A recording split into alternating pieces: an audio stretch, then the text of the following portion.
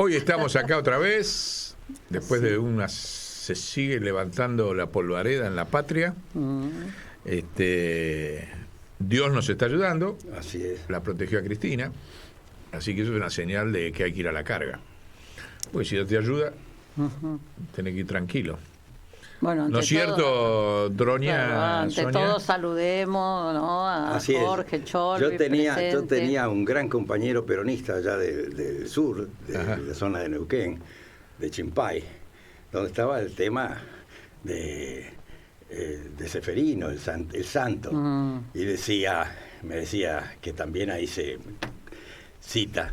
Sí, pero al santito hay que ayudarlo. Claro. Al santito Hay que ayudarlo. Así que, no obstante esa gran incidencia que tuvo Mirá, el señor, y acá nos están diciendo nuestros amigos allá. hay que ayudar Karen y Alberto, a esta gestión. que hoy 30, programa 30, ¿no? ¿Qué es? El programa 30, sí, ¿Qué es? Santa Rosa. Santa Rosa. Mirá vos. Mira, justo hablando de Santito, Santa justo. Rosa, tormentas, Justo. la tormenta de Santa Que no Rosa. vino al así final la climática, vino la otra, pero ¿Hay dos? la tormenta y la de la lluvia de la tormenta de Santa Rosa No, pero- es la del clima. Ah, pero no hubo una tormenta un viernes, una noche muy fuerte. Sí, una noche hubo. Una noche suerte. Pero, Por lo menos en el oeste. Ahí se sintió. Ahí se sintió. bueno, así que estamos hoy en el programa 30, entonces, qué mejor, ¿no? Que yo creo que empezó una tormenta política, ¿no? En el país. Con varias orientes que son imprevisibles por dónde van a seguir, ¿no?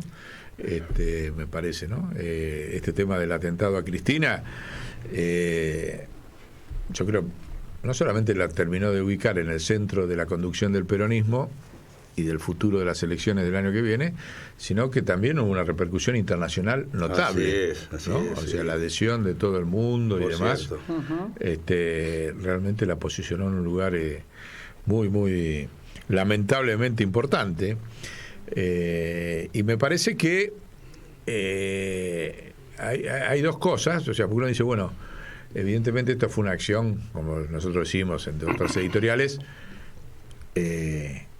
que tiene un objetivo que es el miedo del imperio a un nuevo eje entre Lula, que va a ganar dentro de 2 meses, y una Argentina con un peronismo liderado por Cristina. Me parece que ese fue el origen, ese es mi diagnóstico por lo menos del tema. Porque Cristina no solamente hizo eso antes del atentado, sino que dio varios pasos. Uno te vamos a pedir que lo desarrolles un poco con la historia. Dio 2 pasos para mí fundamentales, uno político y otro histórico. El histórico fue que volvió a instalar el problema de la autonomía de la Ciudad de Buenos Aires. Después de su defensa en el Senado, no hizo un discurso, convocó a las 2 cámaras a discutir la autonomía de la Ciudad de Buenos Aires, que vos viste cómo es, eso se empieza, que si era solo por la policía, después se empieza a cuestionar. Ahora lo vamos a Ahí hacer. queremos escuchar tu experiencia en la historia. Y después la otra dimensión muy fuerte, que me parece que Cristina salió cuando ella se defiende en el Senado, es que ella planteó una nueva cruzada moral, digamos, que creo que es fundamental. Sí, además hay que confrontar con todo este sistema que le están creando como posibilidades a esas acciones de magnicidio. Claro. No. Ella ahí plantea una cuestión moral cuando hace referencia convoca a investigar al poder económico y comunicacional de la Argentina y judicial. Claro. Y bueno, O sea, ya en el 2014, con ya relación a la deuda, en la ley de pago soberano, ahí está la iniciativa y la definición política de Cristina. Hizo una convocatoria que va por arriba ahora de la famosa división de poderes. Claro. Cuando está diciendo el sistema judicial, aunque algunos que también vas a comentar vos, progresistas, no se animan a interpelarlo de fondo, Cristina salió a decir, no, señores, el sistema judicial son el partido judicial, que ella ya ha dicho que el partido judicial es una dimensión moral. Y podemos también ampliar sobre esa cuestión. Bueno, ahora te vamos a escuchar ahí. Así que esa dimensión moral nos llevó a... Y después de eso vino el atentado. El atentado para mí significa, o el intento de atentado, o atentado frustrado, significa que el nunca más no alcanzó. Claro. O sea, el famoso nunca más que rigió la democracia, de que la violencia nunca más y demás, acá está demostrado que algo le falta. Seguro. No es que estuvo mal, No, pero evidentemente hay aspectos que no cubrió el nunca más, porque se quedó solo en el ejercicio de la violencia imperial en la dictadura. Así es. Ahora, ese quedarse solo en ese, congelados en esa discusión, que fue el nunca más, primer lugar, no habilitó a los instigadores, porque hubo instigadores atrás del genocidio, ¿eh? Que son los mismos instigadores de acá, del actual odio. Así es. Esto que hoy se discute, fueron los mismos factores de poder comunicacional y económico que instigaron el golpe, instigaron el genocidio y que después lo usufructuaron. Claro. Y nosotros ahí tenemos la cultura y toda la experiencia tremenda que hizo en la investigación del genocidio, recordás, Firestein, en el observatorio, donde dice, los genocidios se hacen y perduran, se hacen para cambiar relaciones sociales y políticas. Y mientras esas relaciones perduren, perdura el genocidio. Así es. Y él es el investigador principal, el director del Centro de Estudio del Genocidio de la Universidad de 3 de Febrero. Y eso no está abarcado en el nunca más. De hecho, la discusión de que lo que pasó en la dictadura fue un genocidio no está en el nunca más. Surgió después cuando Néstor vuelve a abrir los juicios y termina una sentencia de Rosansky que después ratifica la Corte Suprema y hace que la historia del genocidio, el nunca más lo puso acá, de la dictadura, el nunca más lo puso acá, pero después ascendió a una escala de genocidio jurídica que tiene una dimensión completamente distinta porque acusa a los instigadores y a los usufructuarios. Cuando uno ve cuáles son los bancos extranjeros que se beneficiaron con el genocidio, son los mismos bancos extranjeros que se beneficiaron con las privatizaciones. Los medios de comunicación son los mismos. Ahora, todo eso estaba congelado. Pero además otra cosa, porque el genocidio ya abarca más que solo a las personas o las instituciones que las representan, abarca al planeta, o sea, la tierra, al ecocidio. El genocidio también está en esos términos, porque si devastan un montón de bienes naturales, eso también influye después en los seres humanos. Entonces ya también es parte del genocidio. Sí, genocidio y ecocidio, sí. No se puede separar una cosa de la otra, ¿no? Ahora, el atentado, lo que volvió a traer sobre la mesa es la discusión de lo que pasó en la dictadura. Claro, sí. Que se pensaba resuelta en la Argentina. No, porque los mismos factores que hicieron el genocidio y el ecocidio son los mismos que han instigado el odio durante todos estos años y que ahora ya dieron un paso más. Dieron un paso de atentar contra la principal líder de la Argentina. Entonces, es evidente que hay que volver a hacer un nunca más. Aquel nunca más no alcanzó. Sirvió para una etapa, ¿viste cómo son las cosas en la vida? O en la política o en la lucha, sirve para una situación, pero no para siempre. Porque de hecho, el problema de la contradicción principal entre imperio y nación, o entre colonia y patria, sigue vigente. Así es. Entonces, me parece que se ha producido, como siempre, viste que ellos hacen cosas así a lo bruto y después el pueblo las reconvierte en un boomerang para contraatacar, y me parece que este tema de que hay que volver a abrir el nunca más es uno de los ejes que nos parece más importante, y el moral, en el sentido de la corrupción que significó la capital federal a lo largo del periodo de Cambiemos en sus manos. Es una corrupción tremenda en la cual los líderes como Lilita Carrió ha sido una silenciosa cómplice, ella que ha sido la vanguardia de discutir.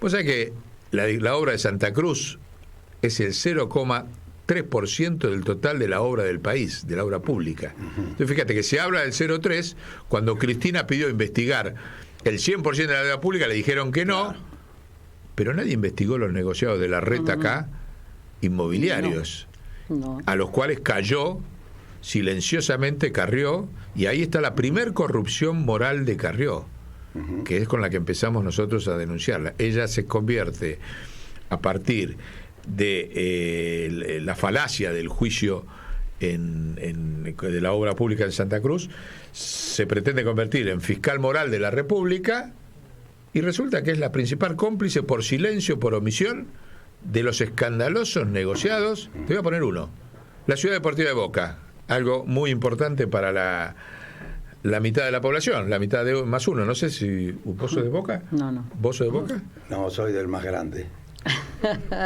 Me mataste ahí. El que tiene la banda. Entonces te va a gustar lo que los colores de los genoveses. Por eso, algún día podemos hablar también de los orígenes del más grande y de la Boca. Prepare. Bueno, el asunto es que la Ciudad Deportiva eran 70 hectáreas que Larreta entregó ahora para construir una barbaridad, torres para arriba y demás. Y ahora van a ver por qué me meto con la Ciudad Deportiva, porque hay otros negociados. Pero la entregó por el 5% del valor inmobiliario cada manzana. Estamos hablando de 70 manzanas frente al río, al lado de Puerto Madero, y Carrió no dijo nada. Carrió no pidió investigar la compra de la Ciudad Deportiva de Boca, ni el valor por el cual ahora han actualizado a construir torres de 50 pisos. Ahí. Entonces, eso es una corrupción moral. El silencio de Carrió es la peor corrupción moral. Yo no digo que ella cobre, pero deja que haga le da la cobertura con su discurso moral a Cambiemos para sus escándalos de negociados económicos en la ciudad de Buenos Aires. ¿Y por qué me meto con la Ciudad Deportiva? ¿Saben por qué? Dilo. Porque tiene que ver con nuestro planteo del territorio nacional del mar. Ah, claro. ¿Por qué? Porque la Ciudad Deportiva está al lado del principal astillero de la Argentina, que es Tandanor. Hay un concepto, territorio, pero hay un nuevo concepto, maritorrio. Maritorrio. Ya lo vamos a hablar también en otro momento. Muy bueno eso. Maritorio. Un muy buen aporte suyo. Entonces, el hecho de la autorización que se ha hecho ahora, que nosotros vamos a hacer una presentación judicial para que se caiga, tenemos acá todos los datos, no solamente impide el desarrollo futuro de Tandanor, porque está al lado, claro, sino que proyecta la destrucción de Tandanor. Claro. Porque ni bien estén esas torres, claro. a Tandanor lo destruye. Y Tandanor es más importante que Astillero Río Santiago. Y lo voy a explicar por qué. El Astillero Río Santiago, yo estuve en los dos. En Astillero Río Santiago, representándolo, y con Tandanor, visitándolo y hablando permanentemente con sus autoridades. El astillero, el Tandanor es 10 veces más moderno, la tecnología que tiene, que Astillero Río Santiago. Porque Tandanor tiene un sincrolif, es el único sincrolif. El sincrolif es como un dique que saca los barcos, lo sube y lo saca, para poder repararlo, barcos, submarinos, lo que sea. Astillero Río Santiago no tiene ninguna posibilidad de reparar nada, solamente puede fabricar, y barcos viejos puede fabricar por la eslora y la manga de su estructura. Entonces, el principal lugar de tecnología naval en la Argentina es Tandanor. Y su expansión o su desalojo depende de el destino que tienen estas tierras de 70 manzanas de la Ciudad Deportiva de Boca. Y los proyectos políticos, ¿no es cierto? Y el proyecto político del territorio nacional del mar depende de Tandanor. Porque cualquier desarrollo náutico que vos quieras hacer, marítimo, sobre la provincia, lo vas a tener que sustentar en una primera etapa en Tandanor. Los otros astilleros que hay son tan chiquititos que no pueden ni reparar, ni mantener, ni fabricar los barcos que se pueden fabricar. Claro, y además el canal Magdalena y todo eso para la salida al mar y todo eso. Esa es la discusión de la teoría. Pero nosotros, cuando planteamos el territorio nacional del mar, lo que estamos planteando es que los astilleros pasen a ser parte de ese territorio nacional. Claro. Porque es la herramienta que tenemos nosotros para defender la soberanía. Así es. Lo mismo con la Fábrica Nacional de Drones. Ahora, esto que no es casual, que una fuerza colonial como Cambiemos haya, con el argumento del desarrollo inmobiliario, que hay lugar de sobra, trabado el futuro desarrollo. ¿Me permitís? Lo amputó, lo mató. El desarrollo de Tandanor. La importancia de la técnica y cómo en la historia se va reflejando. A ver. ¿Por qué Manuel Belgrano fue el creador de la Escuela Nacional de Náutica y su predilección por el tema de la del dibujo y cómo se iban. No sabía eso. Él creó la Escuela Nacional de Claro, Náutica. es decir, en realidad, antes, al no haber, digamos, los satélites, toda esta tecnología, bueno, ¿cómo se guiaban los marinos? A través de las circunstancias de las costas. Y en estas costas prácticamente no había desniveles, solamente había un buque o árboles que... Entonces, el diseño naval fue indicando a los náuticos, a los marinos, el tema de cuáles eran las rutas lacustres o de marítimas para llegar a estas zonas como tanto Montevideo como Buenos Aires. Por eso Manuel Belgrano tiene un gran diseño y pensamiento con relación a este tema del diseño naval, de la marina mercante, y decía con todas las letras: el que tiene los barcos se lleva la ganancia. Por eso sostenía la necesidad de una marina. Vamos a buscar esos dibujos. Alberto se va a dedicar a conseguir los dibujos de Belgrano y el plan de la ¿vos decís que la fundó o la pensó? Bueno, la Escuela Naval. Bueno, vamos a averiguar ahí cuál fue la relación de Belgrano la marina con la Escuela mercante Naval. Y del diseño naval.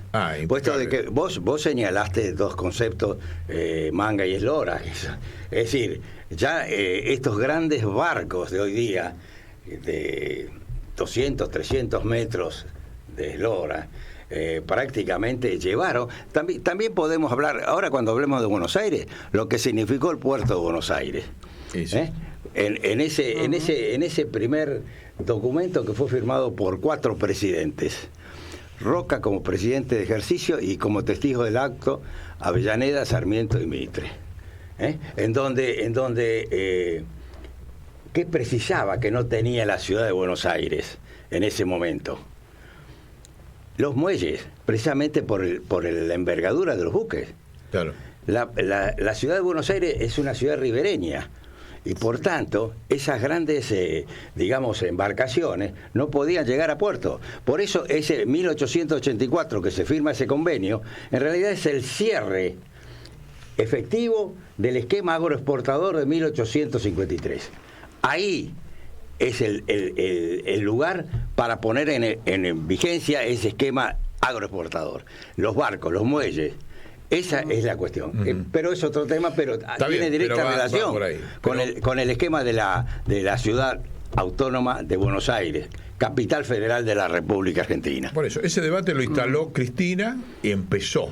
Entonces, desde Buenos Aires tenemos que empezar a cuestionar el balance de lo que ha sido la autonomía de la ciudad de Buenos Aires desde la Constitución del 94, porque hasta ese momento no era autónoma. Pero podemos ir ahora ha adquirido, fíjate, un nivel de autonomía que ha terminado consolidando la ciudad de Buenos Aires con su autonomía el poder colonial en la Argentina. Claro, es más, porque surgieron los Macri, surgieron los Larreta, la concentración mediática, lo dijo el otro día Máximo. Claro. Máximo dijo, o no Cristina, no sé.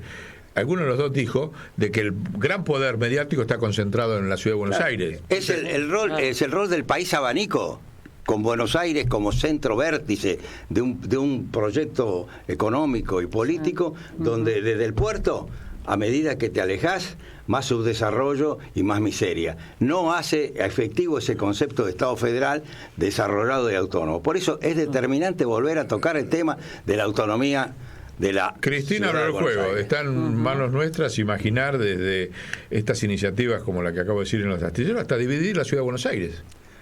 ¿O no se han dividido territorios en la provincia de Buenos Aires? ¿Por qué no se puede dividir la ciudad de Buenos Aires? Es más, cuando se creó la capital federal era un determinado territorio en 1880 y después se le agregaron los distritos de Belgrano y de Flores y conformó este territorio actual. ¿Ah, sí? Así es. Así como se aumentó, también se podría dividir o aún generar otro esquema que está en el ámbito del Congreso de la Nación de la creación de nuevas provincias.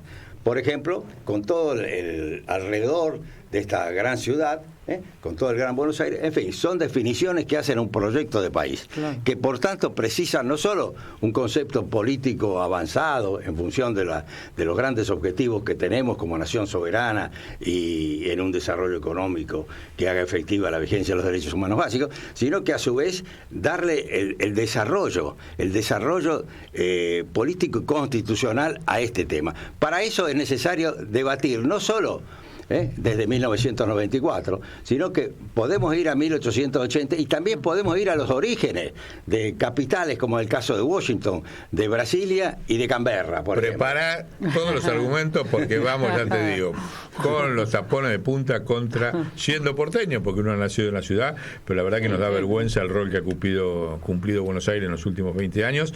Y vos fijate que, un dato, vos sabés que la ciudad de Buenos Aires sigue teniendo el 70% de la construcción de viviendas en el país, en una ciudad que tiene la misma población que en el año 45. Claro. Vos fíjate la deformación de la Argentina, que seguís construyendo viviendas, sí, es una ciudad que no crece. No se habita. Y cómo a su vez capitaliza y entonces, los ingresos que deja de lado al resto de las provincias. Entonces ahí me parece que es interesante. En esta batalla yo digo que hay una gran cruzada que vamos a empezar de acá de Nuevo Poder, que es Scalabrini Ortiz versus Carrió. Bien. Digamos, a ver cuál es la verdad histórica, de diagnóstico, de nivel intelectual, porque la señora Carrió la va de gran intelectual. Y vamos a ir comparando. Me parece que es la gran confrontación que puede ayudar a que los porteños entiendan de cómo los han engrupido en 20 años, ¿no? La Carrió y los demás. Así que, bueno, después hay otros detalles, digamos, de este rol, de cómo ella utiliza símbolos importantes, que lo vamos a estudiar. Utiliza a Ana Arendt, Carrió utiliza a Ana Arendt, para quedar bien con la colectividad judía de la capital federal, que es muy, muy fuerte y fue muy progresista. Recordemos que la primera vez que pudimos votar, los porteños votamos a Ibarra 2 veces. Hasta el problema de Cromañón no existía Macri. Claro. O sea, Ibarra y los progresistas y los peronistas juntos le ganamos una elección a Cavallo y la otra elección a Macri. Después fabricaron Cromañón y ahí se nos desarmó el poder. O sea que no es que los porteños somos totalmente malos. Hay una mitad que son gorilas, pero que cuando el pueblo tuvo propuestas interesantes y cuando el Frente de Todos no se dedicó a dividir su propia fuerza, ganamos. Ibarra ganó 2 veces. Y ni en más ni menos que a los 2 símbolos peores de la Argentina, como han sido Cavallo y Macri. Así fue la primera vez que pudimos votar. Obviamente han pasado mucha agua bajo el puente, 20 años, entonces tenemos que volver a reconstruir. Por ejemplo, Carrió se cayó la boca con los Panama Papers. No dijo nada, no pidió investigar los Panama Papers. A ver. Claro, cumplen un rol, evidentemente. ¿Entendés? Entonces, pero uno cumple en distraer. Yo salgo a hablar, por ejemplo, mira un dato que lo dijo públicamente en un programa un compañero que ha sido fundador de acá del Observatorio y de las empresas recuperadas, que fue el Vasco Muruga. Cuando fue el escándalo de las bolsas de López, ¿te acordás el golpe emocional que fue los bolsos de López ese día? Sí. ¿Sabés qué ley se aprobó ese día? Y que él lo dice. Yo no sé si López choreó o no choreó, pero evidentemente está vinculado este escándalo mediático. En este momento se aprobó la ley de blanqueo de Macri. El mismo día se aprobó por unanimidad, mientras toda la sociedad miraba los bolsos de López tirados en el convento. El blanqueo. Se aprobó un blanqueo que es el más escandaloso de la historia, de la cual Carrió también es cómplice, porque es un blanqueo donde no estoy obligado a traer la plata. Claro. O sea, legalizo lo que robé y lo dejan afuera. Lo dejo afuera. Estoy seguro que si vos haces un blanqueo, cuando vas a buscar eso hoy ahí no queda nada. No. Hoy, después de 8 años. No era un blanqueo que te decía tenés que traer, o por lo menos una parte. Claro. Nada, podías declarar, sí, tengo afuera en negro 10 millones de dólares, 1.000 millones de dólares, y lo dejo allá, lo declaré. Bueno, ese escándalo lo taparon los bolsos de López. Y la señora Carrió no solamente votó con 4 manos, porque los pies son medio manos de ella, son patas, todo junto, esa ley, sino que omitió la exigencia de que el que fugó capital lo tenga que traer, por lo menos en parte, como son todas las leyes de blanqueo. Por eso es indispensable precisar el debate, las razones, los argumentos y terminar con esta manipulación de conceptos, la fake news, el ufer y todo esto que hace a la esencia del esquema dominante para frenar un proceso de desarrollo social. Y la mayor corrupción moral de Carrió ha sido su origen y su presente. Porque ella, una de las cosas con las que se instaló como el ARI, enfrentando a Menem y a Cambiemos, fue con el tema de la fuga de capital del 2001.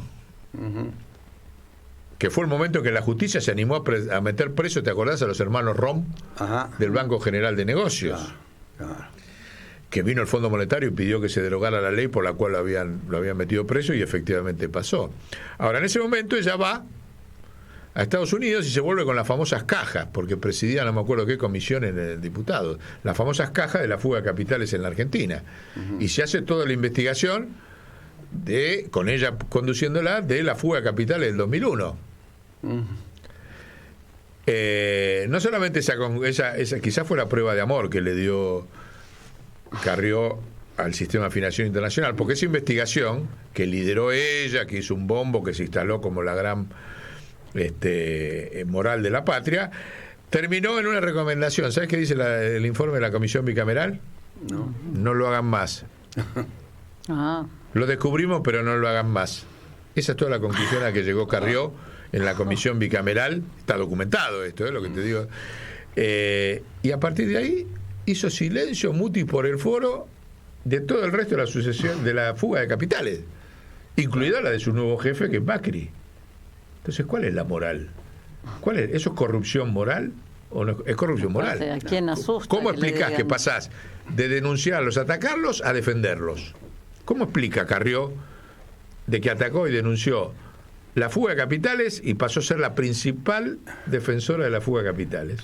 Y además tenés la impunidad que te dan los periodistas al no preguntar, al no profundizar en los temas, sino a convalidar esos periodistas que hoy día estamos viendo por los distintos canales de televisión. Además es infantil decir es la impunidad, no lo hagan nunca más. ¿Y compró su pase. Eso es como los jugadores de fútbol, compraron el pase, se pasó de un lado al otro. Claro. Lo descubrí, lo perdono, ahora juego para ustedes. Claro. Sí, pero digo, como de conclusión, decir un fallo que diga no lo hagan más. La verdad que... No, es el pase. Dijo, acá estoy, ahora quiero jugar con ustedes, dijo Carrió con esa comisión de investigación. Lo descubrí, ahora no los ataco más, pero ahora juego con ustedes, verán. Entonces de ahí fue 20 años diputada, construyó Cambiemos, atacó a Cristina, cumple todas las órdenes que le dice ese sector. Claro, atacó al peronismo, digamos, con todo el apoyo de esos sectores. Y encima en nombre de Irigoyen. Claro. Irigoyen, que está olvidado. También podemos hablar de Hipólito Irigoyen y la incidencia que tuvo en la nueva interpretación constitucional. Y vamos a recordar otra corrupción moral. La que tenemos 20, pero vamos a mencionar alguna, pero después la vamos a desarrollar bien. Ella fue fiscal de Estado en Chaco entre 1978 y 1980. Nombrada por el interventor, o sea, en la plena dictadura, nombrada por el interventor militar Antonio Facundo Serrano. Desde 1980 a 1983 fue secretaria del Tribunal Superior de Justicia del Chaco, nombrada en ese cargo por el general Roberto Viola. ¿Qué tal? Con el nivel de juez de Cámara. Prontuario. Juró por los estatutos de la dictadura genocida, todos esos cargos. Cuando la interpelaron por esto en el Congreso, lo reconoció. Dijo: lo que intentamos hacer durante largos años fue arrepentirnos de algunas cosas. O sea, después se arrepintió de haber sido una funcionaria judicial de la provincia del Chaco, que es donde se produjo ni más ni menos que la masacre de Margarita Belén. Claro. O sea, ella fue cómplice del silencio, mirá de dónde arranca, pasándose de un lado para el otro. Lo reconozco, pero no me preocupa. Bueno, perdón, palabras de ella, estos republicanos, permitime, Guillermo, estos republicanos que han jurado por los estatutos, los objetivos y los fines del golpe de Estado, del año 66, del año 76, es muy distinto también a aquellos que han jurado por la Constitución del año 49 y ante el golpe de Estado y la proclama del 27 de abril, un solo juez renunció para no cometer el delito de perjurio, que fue el juez Vera Vallejo. Los otros jueces convalidaron la derogación de una constitución aprobada por una asamblea constituyente. Por eso el tema de la moral, de la ética en la acción política, como señalás, es determinante. También estos aspectos los podemos precisar. Ujú. Bien, así que bueno, esas son las cosas que parece que se han disparado, la ola va a seguir. Digamos que ha disparado Cristina en un liderazgo que, ya te digo, no es casual que hable ahora, a 2 meses de que Lula va a ser presidente. Y yo tengo una gran esperanza, una gran confianza de que Cristina no la van a amedrentar. Amedrentar, eso mismo. No, y que todo lo que está ahí planteando ella se haga más consciente en el pueblo, ¿no? O sea, seguir por esos lados. Y que lo empiece en el peronismo que vuelva a sus fuentes. O sea, para seguir a Cristina, el peronismo tiene que volver a sus principios básicos. A sus principios básicos, el movimiento obrero, a todos los criterios que vos conocés muy bien. Los sectores progresistas que forman parte del frente tienen que dar ese paso hacia la discusión de las cuestiones de fondo, como es esto de la moneda y el sistema financiero. Tienen que plantearse, el progresismo de la Ciudad de Buenos Aires se tiene que plantear, no quién es concejal, quién está en la comuna 15, en la comuna 10, en la comuna 3, no, papá, hacemos un balance como porteños de que esta ciudad así no puede funcionar más, y desarrollar un plan específico sobre eso. Los distintos movimientos sociales, lo mismo. Por ejemplo, Grabois tiene que romper el acuerdo que tiene con la reta de subsidios. Lo tiene que salir a criticar abiertamente a la reta, porque es una de las figuras de recambio entonces los movimientos sociales también tienen que hacer un mea culpa frente a esta nueva realidad. Bueno, algo hicieron, viste que se iba a ir Grabois del Frente de Todos, y ante esta situación el fin de semana volvieron para atrás y se quedaron ahí. Bueno, ahora vamos para adelante de nuevo, pero vamos contra la reta, papá. Claro. Sí. Grabois, salí por la cabeza de la reta. Sí. Porque es recuperar la Ciudad de Buenos Aires, lo mismo las mujeres, o sea, como hemos dicho, viste, o sea, que el feminismo pegue un salto político hacia que Cristina sea candidata. Tendrían que estar haciendo un congreso las mujeres para respaldar a Cristina candidata. Bueno, se nos ocurren un montón de cosas. Y si están desfinanciando todo lo que le llega a los hospitales, lo que llega a educación en la Ciudad de Buenos Aires, es un escándalo, digamos, como sacan presupuesto, ¿no? También, y bueno, hay que hablar de eso. Y nosotros vamos a salir a plantear eso, que la Ciudad de Buenos Aires es bisagra para que haya un territorio nacional del mar en la Argentina. Claro. Porque de hecho está en la bisagra entre las vías fluviales, la cuenca del Paraná, la cuenca del Uruguay, el Pilcomayo, todo pasa por acá. Sí. De hecho, el delta, vos sabés que el delta se hace con el sedimento, o sea, claro, se lo debemos. Va creciendo el delta. Se lo debemos a Formosa y a Bolivia también, el sedimento con que se ha hecho el delta. Y a las tierras del sur brasilero también. Porque los ríos vienen... No, pero brasileños no, que eso no, que no vengan de acreedores. No de acreedores, sino en el marco de la patria grande que va a tener que concretarse, y que las elecciones de ahora de octubre, con Lula presidente, nos va a potenciar en esta cuestión de desarrollo político. Claro, pero Buenos Aires es la bisagra entre esas cuencas fluviales y el mar argentino. Claro. Y tiene esa bisagra, el corazón de esa bisagra se llama Tandanor. Claro. Aunque pueda parecer loco, pero no, en un país que planifica su industria, no puede ponerse a construir edificios alrededor de un astillero, porque dentro de... Mirá, acordá que te lo firmo. Dentro de un año va a aparecer alguna ONG ambientalista financiada por el Greenpeace, por los británicos y qué sé yo, que hay que sacar el astillero Tandanor porque afecta al desarrollo urbano, y un pajarito que está único en el universo que está en la reserva ecológica. Entonces hay que sacar el astillero. De las tortugas que vienen. Acordate lo que te dio este programa. Acordate. Bueno, es importante rescatar el pensamiento de este gran economista Alejandro Bunge. A ver. Que en el año 43, en un libro, Una Nueva Argentina, atacó este concepto de país abanico que a través de Buenos Aires iba creando. Bunge. Alejandro Bunge. Es más, Alejandro Bunge fue el que tenía a cargo hasta 1943 el Departamento de Trabajo que muere justo en ese tiempo, y por eso cuando después del movimiento militar del 4 de junio del 43, ese Departamento Nacional del Trabajo lo preside Francisco Figuerola, y ahí es donde tiene esa importante reunión el coronel Perón con relación a este tema, ya en septiembre del 43. Ahí empieza. ¿Y Bunge cuál es el libro? Una nueva Argentina. Una nueva Argentina. Así es. Y ahí plantea el tema de la ciudad ya. El país abanico. Porque está bueno tirarle con alguno claro, que Bunge, claro. que era Bungibón o no, nada que ver, era de la familia. No, era un economista que tenía una concepción clara de que este concepto de país abanico, con Buenos Aires absorbente de los distintos recursos económicos en su propio beneficio y en perjuicio del desarrollo federal de la Argentina, señalaba eso, Ajá. que hay que terminar con ese país abanico, que por el vértice en el puerto, a medida que te vas alejando, en el concepto de abanico, para no tocar acá, a medida que te vas alejando, más subdesarrollo y más miseria. Por eso el desarrollo económico era lo que planteaba Bunge, y que este vértice en la ciudad de Buenos Aires afectaba todo ese esquema. Por eso hay que elaborar el proyecto acorde a que este vértice no sea un impedimento, sino una forma de potenciar el desarrollo económico y social de la Argentina. Sí. Bueno, acá nos están haciendo señales de que se nos pasó el tiempo de la editorial. Yo creo que ha sido un tema potente y creativo a partir de la nueva circunstancia, y que va a dar mucho que hablar. Así que vamos a seguir trabajando estas líneas de investigación, convocando, que van a ser potentes. Vas a ver, porque ni bien uno empieza a raspar, encontró estas cosas. Algunas de las que comentaste vos, que comentó Sonia, que comenté yo, y simplemente sin hacer todavía periodismo de investigación.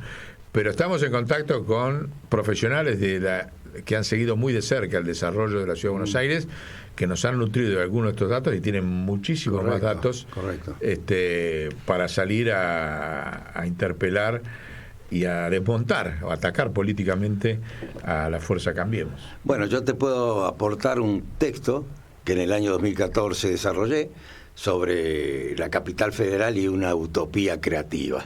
Bienvenido entonces. Que precisamente tratamos de este tema. Excelente.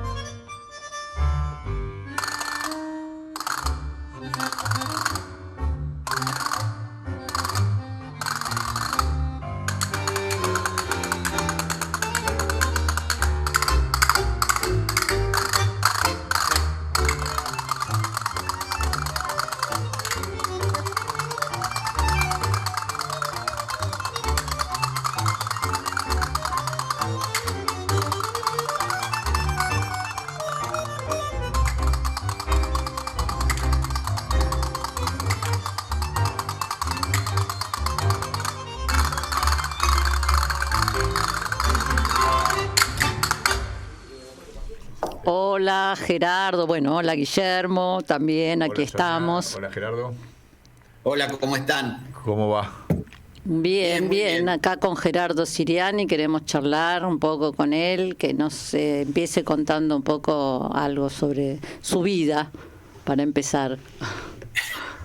Formás parte de La Voz del Pueblo, claro. La columna de La Voz del Pueblo que tiene nuestro programa. Y de Argentinidad Latente también, porque Seguro. estamos juntos en esa tarea. Bueno, nada, voy a hacer dos líneas. Soy maestro, trabajé toda mi vida en relación a la educación formal y no formal, y a raíz de los acontecimientos del golpe del 76, tuve que exiliarme en México, y desde ese entonces, yo tenía en ese entonces 25 años, hasta la fecha, mi vida ha sido un constante deambular entre Argentina, México y otros países de América Latina, pero fundamentalmente México, en donde viví de manera constante hasta el final de la dictadura, durante 8 años, y después he estado trabajando por periodos a veces más extensos, a veces más breves, pero ininterrumpidamente, salvo en los 2 años de pandemia, que obviamente no hubo movimiento de ningún tipo, ni allá ni acá. Así que bueno, eso, me dedico a trabajar con maestros, con comunidades, en temas de lectura, de escritura, pero no en la cuestión curricular, sino en la incorporación de la práctica de la lectura y la escritura a la vida cotidiana. Cuando la cosa pasa por el trabajo con las escuelas, por supuesto que le damos un matiz un poquito más pedagógico, pero aún así yo insisto en que si no pensamos la lectura y la escritura como una tecnología, que por cierto lo es, y mucha gente cuando piensa en tecnología piensa en esto, ¿no? En la computación, pero en realidad es una tecnología muy antigua que cambió la historia de la humanidad. Es decir, porque el tema de la escritura significó un vuelco impresionante y además es universal. O sea, estaba revisando hace un rato una vieja revista de la UNESCO con la cantidad de grafías diversas de distintas culturas en distintas épocas, e incluso muchas que se van descubriendo y que todavía no tienen una traducción, es decir, muchas que no se sabe, es claro que son escrituras, pero no queda claro cómo están estructuradas. Entonces, bueno, ese es mi trabajo y de hecho lo sigo haciendo y lo seguiré haciendo mientras me dé el cuero. Por suerte, como no es un trabajo físico, mientras me dé la neurona, puedo hacerlo incluso en silla de ruedas. Pero bueno, a eso me dedico. Y vos, por lo que sabemos, en este andar estuviste por muchas provincias en la Argentina, por muchos pueblitos en el resto de los países de América, ¿no? ¿Qué experiencia, digamos, tenés, digamos, qué recogés de esa experiencia, quiero decir, ¿no? Porque no era enseñar solo a leer y escribir, digamos. No, claro. Bueno, en realidad yo tuve la fortuna de empezar a conocer más Argentina en los últimos 20 años. Antes, de verdad, la conocía muy poco. Conocía, algunos lugares, qué sé yo, por ejemplo, Cuyo, Mendoza, San Juan, porque tenía familia ahí, pero había zonas que para mí eran un dato geográfico, qué sé yo, Catamarca, por ejemplo, ¿no?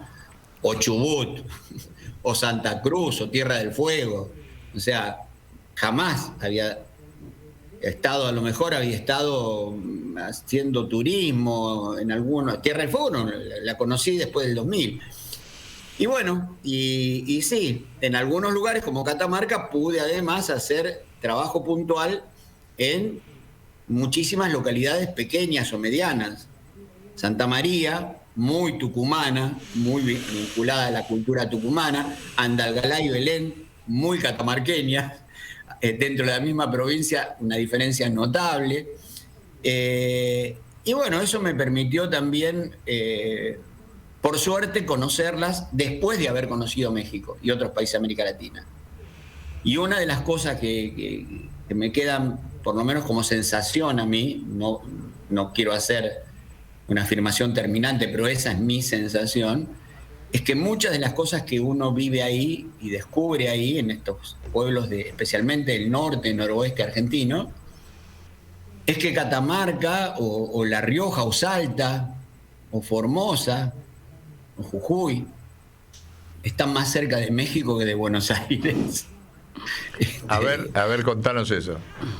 ¿Por qué? Bueno, lo voy a decir en cuestiones que no tienen que ver con lo que usualmente se habla sobre la cuestión política, ideológica, ¿no? O sea, que también es lo que voy a decir, tiene que ver con eso. Pero, por ejemplo, el tiempo que se da a la gente para escuchar lo que le estás diciendo y el tiempo que se toma para decir lo que quiere decir.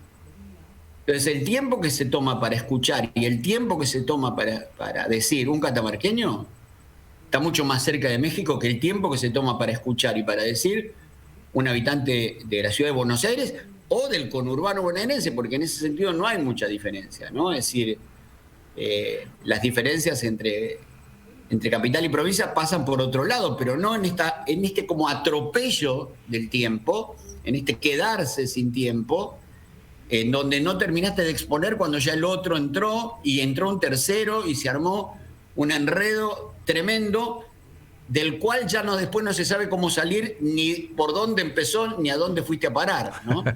Muy interesante eso no te pasa en Catamarca, no te pasa en Catamarca. ¿Pero no te pasa en México Capital tampoco? ¿En México Capital tampoco pasa eso? En México Capital mira, el problema es que entrar en el tema de México es un tema muchísimo más complejo que el tema de entrar en...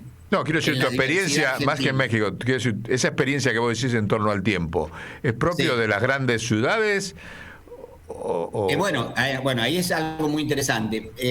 Hay un sector de México que es exactamente igual o muy parecido que un sector de la sociedad argentina, que es todo el sector de clase media alta, la gente que está muy vinculada al consumo y al estilo de vida del norte, digamos, tiene patrones de conversación que se parecen, temáticas. Ahora, incluso esos, el tiempo de escucha y de exposición es menos atropellado que el porteño, que el argentino de Buenos Aires. Mirá qué interesante. ¿Y cómo lo explicás? Sí. ¿Por qué es ese atropello? ¿Tenés alguna idea? Porque mirá, si vos fíjate en el folclore, fíjate en las canciones. México, a pesar de tener una de las ciudades más pobladas del mundo, porque lo que es la Ciudad de México y su entorno son 22 millones de personas, 24 millones de personas, una barbaridad, es decir, la mitad de la población argentina está en una sola ciudad. Sin embargo, es muy campesino. Es decir, hay un sector... La raíz indígena también, ¿no? Que tienen, digamos, claro, pero que la influye. mayoría de la población todavía no tiene patrones culturales netamente urbanos. O sea, los mexicanos le cantan a los volcanes, a las praderas y flores, ¿no? Así dice la canción, ¿no? Aún en las ciudades. En las ciudades siguen cantando eso. A las praderas y flores que son como talismanes del amor de mis amores, ¿no? Es decir, lo urbano no está muy tangencial. El tango es argentino. El tema de la ciudad, la nostalgia, la melancolía, la soledad, todos esos temas en México son distintos. Entonces, hay mucha gente indígena, mucha gente mestiza. Es decir, el patrón cultural del mestizo está a medio camino de todo. Pero el mestizo es el habitante o el ciudadano predominante en México, ¿no? Y eso no es solamente fenotípicamente, ¿no? Sino en su modo de ser. Ahora, ya que estás con el tema México, contanos un poco, porque hace unos años, acá con Guillermo, con Juan Martín Guevara y con vos, presentamos en la Feria del Libro la propuesta del Instituto del Libro, o sea, de la que vos participaste, y ahí nos contabas cómo era esa política para difundir los libros en México y qué diferencia tenías con la experiencia en la Argentina, ¿no? Bueno, quiero decirte que de ese momento ahora, dicen los mexicanos, pasó mucha agua bajo el puente. Ajá. Ahora está retomando un poco, pero México vivió periodos muy terribles de neoliberalismo a ultranza en los gobiernos panistas, que son gobiernos no solamente de derecha, sino católicos. Muy loco porque la Iglesia ya está separada del Estado, pero el PAN es un partido de origen conservador. El Opus Dei fue o tuvo mucho que ver en la construcción de ese partido.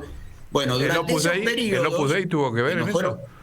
El Opus Dei en la formación del Partido Acción Nacional. Ah, mirá vos, no sabía. Sí. Así la iglesia más conservadora es la que dio origen al Partido de Acción Nacional. Bueno, en esa época se rompió ese modelo del cual yo les hablaba, que era el Estado asumiendo la edición y la distribución masiva de libros. O sea, los tipos siguieron con la edición y la distribución masiva, pero a partir de negocios con las editoriales. O sea, el Opus Dei y el PAN rompieron esa tradición. Claro, y como se hace acá siempre se hizo así. Y vos ni se te ocurra decir que dejás de hacerlo vía las editoriales, porque inmediatamente el más progre de los progres del Ministerio de Educación te va a decir que sos comunista, ¿viste? Es decir, ahí hay un problema de fondo ahí. El problema de fondo no es solamente quién gana plata o si te cuesta más caro. Evidentemente al Estado le cuesta más caro, ninguna duda. Pero hay un problema más profundo, no es solamente un tema de dinero, es un tema cultural. Claro. Es decir, si vos le comprás solamente a las editoriales, lo que ocurre es que hay un sector de la población que está fuera de los patrones temáticos, estilísticos, estéticos, porque la editorial, como todo comercio, produce para el sector que va a consumir el producto, y el sector que consume libros es básicamente un sector de clase media y en general clase media urbana, ¿no? Entonces hay una serie de temáticas, y eso es mucho más visible en México que acá, que quedan completamente afuera del mundo de la escritura. Entonces, ¿qué hacía el Estado? Mira, yo acá acerqué 2 libritos. Por ejemplo, Aquí están los que se van. En Aquí están los que se van es un libro que hicimos con fotografías y textos de gente que empieza a imaginar que ya no puede soportar más vivir ahí, se va a Estados Unidos, ¿no?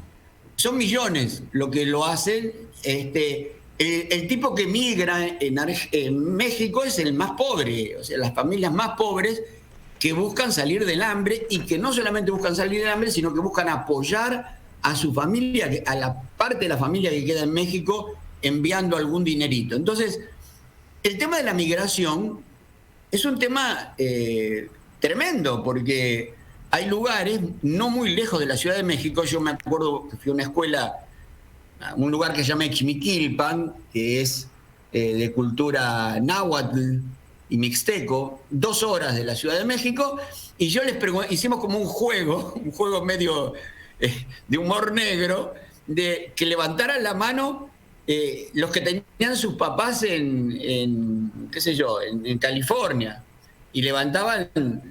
Si les decís California, ni siquiera saben qué es. O sea, ¿quién tiene en Los Ángeles? ¿No? ¿Quién tiene en San Diego? ¿O quién tiene en Houston? ¿O quién tiene en Tucson? ¿O quién tiene en Arizona? Entonces, ahí iban levantando la mano, unos, otros. Cuando saqué la cuenta, el 80% de los niños tenían el papá o la mamá, o el papá y la mamá, fuera del país. Entonces, ¿y con quién crecen? Con los abuelos, con los viejos, o con las madres. Entonces, que la cuestión de la migración no estuviera dentro del mundo del libro, claro, es porque la migración no le pega fuerte a la clase media. La migración le pega fuerte a los campesinos y a los sectores más populares, más de guardia. Entonces, armamos un libro que recorre toda la trayectoria, desde el momento en que la familia piensa en irse, el viaje, el paso hacia el otro lado y luego los problemas en el otro lado, porque del otro lado consiguen trabajo y ganan 7, 8 dólares la hora, matándose, por supuesto, en el campo a 45 grados de temperatura, pero también está el desarraigo, el maltrato, el desprecio. Entonces el encerrarse sobre la comunidad hispana o mexicana o incluso mixteca o náhuatl, o sea, por entidad étnica. Entonces, el libro es eso, pero el libro además lo armamos con 2 registros. O sea, hay textos que están con una tipografía que informan un poco sobre el momento, y otro texto que ya está con otra tipografía que dice lo mismo, pero con un lenguaje poético, literario. Entonces, ¿cómo podés contar lo mismo de 2 maneras diferentes? Bueno, ese libro no existe en las librerías mexicanas. Ese libro existe solo en las escuelas públicas y en particular en las escuelas públicas de las provincias, o sea, de los estados, se dice allá, donde hay mayor migración, ¿no? O sea, entonces, en el circuito comercial no existe. Ahora una pregunta, vos acabas de decir que el Opus Dei con el PAN desestructuró el sistema de producción anterior que tenía México. Y también tenía una estructura de circulación, o sea, tenía sus... ¿qué hubiese pasado con ese libro en el México anterior al Opus Dei? ¿Cómo hubiese circulado? Antes, es decir, ese libro nunca podría haber existido. Ojo, yo mencioné Opus Dei, digamos, como fuente de inspiración de los primeros panistas, de los fundadores, porque el PAN no es un partido centenario, no es como el Partido Radical. El PAN surge en los años 30 o 40, porque ustedes saben que en México hay una revolución en el 10, sí, pero después hay una contrarrevolución en el 30, que es la revolución cristera. O sea, es el alzamiento, especialmente en las provincias del centro de la República, contra el proceso revolucionario, ¿no? Y producto de la contrarrevolución cristera es que surge el PAN. Ajá. Lo cual no quiere decir que hoy todos los panistas sean Opus Dei. No, o sea, está bien, pero están ahí, son una fuerza unida. Sí, sí. Pero la pregunta es, te la cambio, ¿antes se editaban más libros en México de lo que se editan ahora? No sé si más. Se editaban mejores libros. Ajá, está claro. Porque ahora, incluso hay cosas que son grotescas.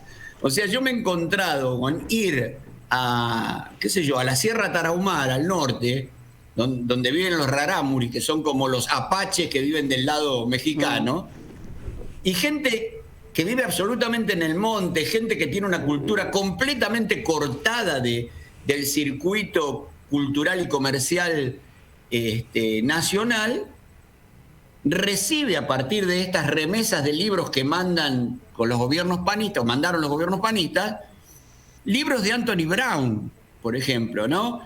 Que es un dibujante inglés que es muy simpático, pero cuyas temáticas y su estética... Entonces los rarámuris miran los libros del inglés Anthony Brown y se les ocurre arrancar una hoja para prender fuego, ¿viste? Porque ni siquiera saben de qué le está hablando. Por ejemplo, hay un libro que se llama La familia de la cerda, que son todos chanchitos, ¿no? Es una familia de cerditos, papá cerdo, mamá cerda, cerditos, y todos están muy ocupados. Peppa Pig. El papá en su oficina, los niños en su escuela, y la mamá está haciendo de todo, ¿no? Entonces un día la mamá se rebela y se va de la casa, y la casa es un caos, y después de un tiempo donde todo se derrumba y todo está sucio, no tienen comida, la señora vuelve y todos le piden perdón, y entonces ya el papá lava los platos, la mamá se atreve a manejar el auto, los pibes, ¿no? Es decir, un modelo crítico interesante para cierta familia de clase media urbana, pero los tipos miran eso. Es más, libros donde el tema es la varita mágica y la gente no sabe qué es porque no tiene el concepto de varita mágica, por ejemplo, ¿no? Claro. O sea, esa cosa que te toca y te transforma. Entonces, miran una varita mágica y lo miran no sé, es como si yo me estuviera sentando en este momento en Kabul y alguien me contara algo de la mística, qué sé yo, afgana. Entonces puede ser muy interesante, pero es muy probable que yo no entienda el 80% de las cosas que me está diciendo, ¿no? O sea, o más. Y vos acá en la Argentina te podés... Acá estoy fundido, acá no existo. No, sí, pero digo, ¿en algún momento hubo algún tipo de política que se aproximara a eso de preparar libros desde el Ministerio de Educación, no sé, desde algún lado? Jamás. Ajá. En el gobierno de Cristina, lo que hubo es una compra masiva de libros y una construcción de bibliotecas públicas, escolares en todo el país. Sí. De modo que vos pudieras anticiparte y decir, me mandan a cualquier escuela del país y yo sé que hay tal y cual libro, claro, y en función de eso puedo preparar ejercicios, proyectos de lectura en voz alta, narraciones, proyectos de escritura. Hace predecible el asunto, pero el asunto es completamente colonizado, como decíamos. Es decir, si vos le decís otra cosa, te lo toman como algo folclórico. Claro. No sé cómo decirte. Es decir, sí, es más, entiendo. vos ves gente que está en una posición progresista, entre comillas, respecto de eso, y yo lo he visto que van a las provincias, a La Rioja, por ejemplo, y la gente les acerca sus producciones, sus ediciones, y los tipos se los toman como cortesía, pero se dieron vuelta y se están burlando. O sea, porque están absolutamente convencidos que los mejores libros y los mejores desarrollos están en la ciudad de Buenos Aires. Están absolutamente convencidos de eso, aunque les dé vergüenza aceptarlo públicamente. Entonces, acá hay un problema muy serio, muy serio con eso, ¿no? Tal vez el único que rompió esa tradición, y fue mucho antes, pero también la rompió en el sentido de los usos coloquiales de la lengua, no en las temáticas totalmente. Fue Boris Spivakov, fundador de Eudeva y de Centro Editor de América Latina. Entonces armó colecciones que las ponían los libros en los puestos de diarios, que se llamaban los cuentos de Polidoro, y esos cuentos de Polidoro tomaban la narrativa universal de la tradición griega, judeocristiana, del Medio Oriente, y también la americana, y los tomaba como excusas para contar una nueva historia. El Quijote, ¿no? Es decir, lo interesante de Spivakov es que se reconoció la importancia de la oralidad, es decir, construir materiales con mucha resonancia de oralidad, que se acercaran a la gente. Claro, pero la gente está tan desacostumbrada a eso que confunde un relato, un juego literario con un texto clásico, ¿no? Por ejemplo, había toda una colección que tenía que ver con la tradición judio-cristiana, ¿no? Entonces, creación del mundo y los sueños de José, y había un montón de gente, especialmente gente educada en el evangelismo, que decía, esos libros no los pueden leer los niños. ¿Por qué? Porque la Biblia no dice eso. Mis hijos no van a leer eso, ¿no? Entonces, como si hubiera una sola interpretación de la Biblia. Y como si hubiera una obligación de contar, hacer la Biblia para niños, o el Quijote para niños, ¿no? Lo cual es muy básico desde el punto de vista, si querés, histórico, lingüístico, pero anda a explicárselo a la gente. ¿Por qué? Bueno, porque ha sido muy domesticada en eso, ¿no?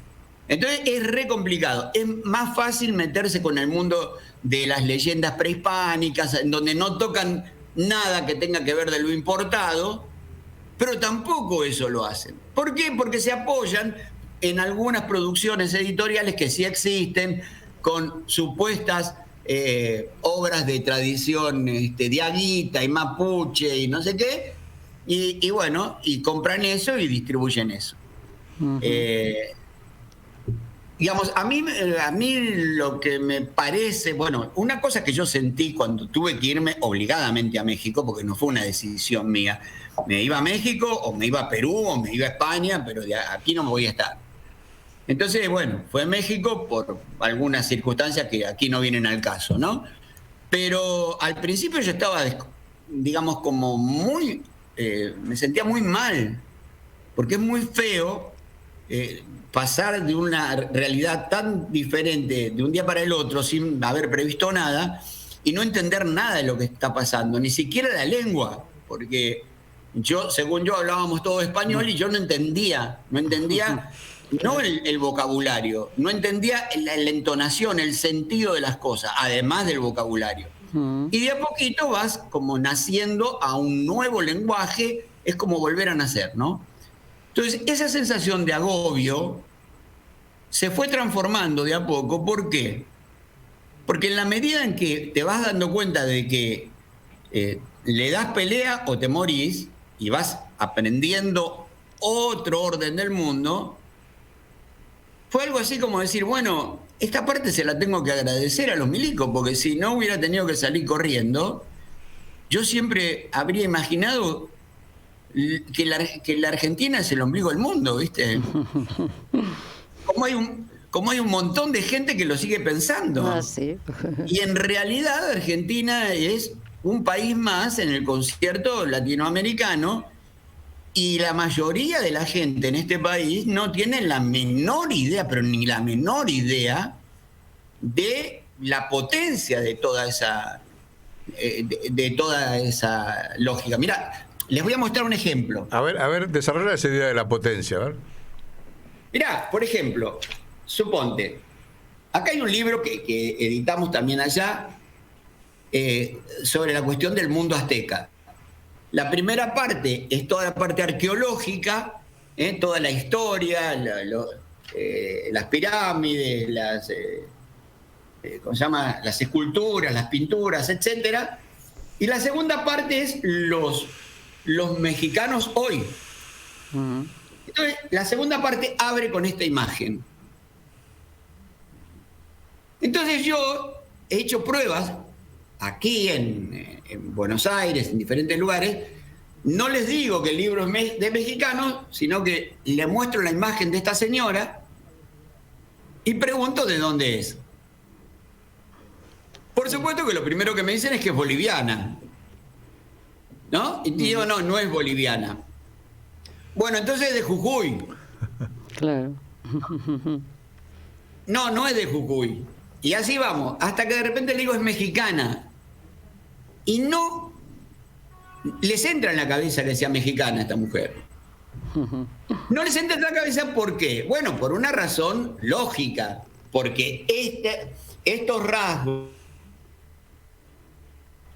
este color de piel, este tipo de indumentaria, etcétera, la reconocen en gente del norte de Argentina y de los países limítrofes del norte. Lo cual es completamente natural. O sea, no hay por qué preocuparse por eso. El asunto es que la pregunta es ¿por qué? ¿Por qué? Si pueden reconocer este rostro y esta ropa, ¿no? en ciudadanos del norte de Argentina, ¿qué implica que esta mujer sea mexicana? O sea, ¿es una casualidad? ¿O resulta que hay ciertos patrones culturales y étnicos, etcétera, que se repiten desde el norte de Argentina hasta México, siempre desde la vertiente del oeste, o sea, de toda la cuestión, la cultura andina y mesoamericana, no del otro lado, la guaranítica, que es otro rollo, porque sí, si yo hubiera puesto una foto de una formoseña, no hubiera tenido ni estos rasgos, ni estos colores, etcétera. Sí. Pero sí una jujeña, una salteña, y hay una cierta identidad con una boliviana, y con una peruana, y con una ecuatoriana, y con una mexicana. Sí. Entonces, esa posibilidad es la que deberían tener todos los alumnos en Argentina, es decir, verse en el contexto regional, en qué nos parecemos. porque todo el tiempo es autorreferencial la cosa, ¿no? Es decir, nosotros sí, somos hermanos, pero ¿por qué? ¿Por qué? ¿Por una cuestión económica? Por supuesto que sí. ¿Por una cuestión política? Por supuesto, pero también por una cuestión social y cultural. Sí, raíces, ¿no? Las raíces culturales. Exactamente, exactamente. Entonces, ese fue el punto en donde yo dije, bueno, nací de vuelta. Es decir, en la medida en que tenés que aprender otra lengua dentro de tu lengua materna, en la medida que tenés que aprender otra forma de escuchar y otra forma de explicar todo, desde las necesidades más básicas hasta las cuestiones más abstractas, entras en una dimensión diferente que la que tenía antes de salir de acá. Por eso empecé a escribir un libro. Yo le mandé a Sonia algunas grabaciones, que está muy en borrador, que la pregunta es, ¿soy argentino? Y entonces digo, bueno, sí lo soy, claro que lo soy, pero la interrogación plantea esa relatividad, que en el caso de mis hijos, por ejemplo, yo tengo 4 hijos, pero los 2 mayores vivieron ese proceso de exilio y se fueron conmigo y con mi pareja, y el menor era bebé y el otro tenía 4 años, tienen este desacople en ellos mucho más profundo, en donde son mexicanos acá y son argentinos en México, pero no por definición de ellos, por definición de su entorno. Bueno, yo puedo ocultar un poquito eso porque, bueno, me fui a los 25 años y mantienes una fonología, una oralidad que te permite encubrir eso. Sin embargo, culturalmente, después de más de 20 años de estar fuera o más, 30, 40 años ya, hay como una sensación muy híbrida, ¿no? Hay cosas en las que yo me reconozco acá totalmente, pero hay cosas en las que no me reconozco más. Claro. Uh-huh. Sí, sí. Hay cosas en las que no me reconozco. ¿No? No te pasa solo a vos. Nos pasa mucho. Mirá. Me parece que también es interesante en esta línea que vos decís, de que hay que empezar a ver que a su vez vos decís, soy argentino. Ahora, la argentinidad está cambiando también por un proceso de inmigración muy fuerte. Sí. Totalmente. Que algo es como que se está incubando ahí, ¿no? O sea... Sí, totalmente. Mira, justamente les quería contar, yo ayer viví una experiencia, después de haberme reunido un rato con ustedes, me tomé el colectivo para volver a mi casa. Y resulta que, por supuesto, el colectivo pasa por la 1114, donde la Villa 1114, donde yo doy apoyo escolar. El colectivo tenía una mayoría de gente que no era argentina. O sea, había peruanos, había bolivianos, y para completar el cuadro de este nuevo perfil al que haces vos mención, Guillermo, subieron 3 muchachos senegaleses. Claro. Entonces, uno de los chicos, el más joven, no traía barbijo. Entonces el chofer empezó le dijo, bajate porque no tenés barbijo. Y entonces hubo toda una confusión, porque el tipo no se quería bajar, y entonces la gente le alcanzó un barbijo. Pero el tipo, de todos modos, cuando llegamos al puesto de gendarmería, que está en la esquina ahí de Curapaligüe, se paró en el puesto de gendarmería, bajó y le pidió a los gendarmes que bajaran a los senegaleses. ¿Y con qué argumento? ¡Qué bárbaro! Con que no tenía barbijo. Ahora ya lo tenía, pero antes no lo tenía. Entonces la gente empezó masivamente a respaldar a los senegaleses. Bien. Y en la medida que la gente porque la medida que la gente masivamente respaldaba a los senegaleses, el chofer del colectivo se puso en un plan violento, racista, y empezó a gritar, váyanse todos a su país, hijos de puta. El chofer. Un trabajador. Entonces una de las muchachas dijo, soy argentina y soy enfermera. Bueno. Y tengo que llegar al hospital, a mí me importa un carajo, gritaba el tipo. Entonces yo, respaldándome en mi tercera edad, me levanté y le dije, flaco, vos no podés hablarle así a la gente, a vos también te voy a romper la cara. Que uno se ríe, Entonces sube pero... el gendarme y le digo al gendarme, van a bajar... Que seguro que el gendarme era más parecido a toda esa población, ¿no? Claro. Los rasgos del gendarme seguro. Exacto. Yo le digo, este muchacho quiere bajar al gendarme, al senegalés, porque no tenía barbijo, y ahora me dice a mí que me va a romper la cara, que soy un pasajero y que tengo 40 años más que él.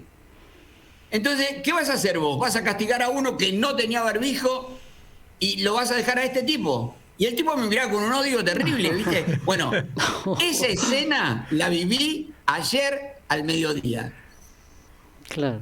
Si yo hubiera tenido una cámara y hubiera grabado toda la escena, la respuesta, etcétera, podríamos hacer un análisis muy interesante de lo que está pasando en este nuevo perfil de la Argentina, ¿no? Claro, mirá, la verdad que lo que acabas de contar me parece una experiencia crítica, risueña por un lado, maravillosa, muy importante la reacción de la gente defendiendo a los senegaleses. Pero bueno, hermanados, ese tema del racismo, ¿viste? ¿No? Creo que nos deja para hacer otro programa. Estés donde estés, te lo vamos a hacer desde México sobre el tema. Sí, te ponemos como columnista sobre estos temas, porque vos tenés una experiencia de todo este proceso de mixtura de culturas y de inmigración y de desarraigo y de rearraigo y de nuevo arraigo. Y de haberse alfabetizado con los demás, ¿no? Como decimos en la columna que tenemos acá, alfabetizándonos. Así que me parece que esto que ha dejado acá te ha dejado de columnista permanente. Te lo digo porque ahora nos están acá. Nosotros también tenemos nuestros dictadores acá, que son los que manejan. No estoy de acuerdo en que sean dictadores. No reivindico. Te hacen el corazoncito así desde allá, pero te cortan la cabeza, dice se acabó el tiempo. Y bueno, sí, yo con todo gusto. Ustedes me avisan y seguimos y nos conectamos. Pero trabajemos esta idea. Les quería decir que una cosa que me parece que es muy interesante, si quieren en algún programa lo hablamos, es Centroamérica. Sí. Porque Centroamérica es México en algunos aspectos, pero digamos que en muchos aspectos es México hace 60, 70 años. Es decir, la cosa es mucho más dura, mucho más difícil y por otro lado mucho más original. Entonces, y justamente el silencio que hay sobre Centroamérica, por ejemplo sobre Honduras, que encima ahora tiene Axiomara. Desnuda la hipocresía mediática. Sí hay alguna denuncia sobre Honduras, pero Honduras hoy es una catástrofe humanitaria, mucho más que Guatemala, mucho más. Y El Salvador también, pero El Salvador pasa por otro lado.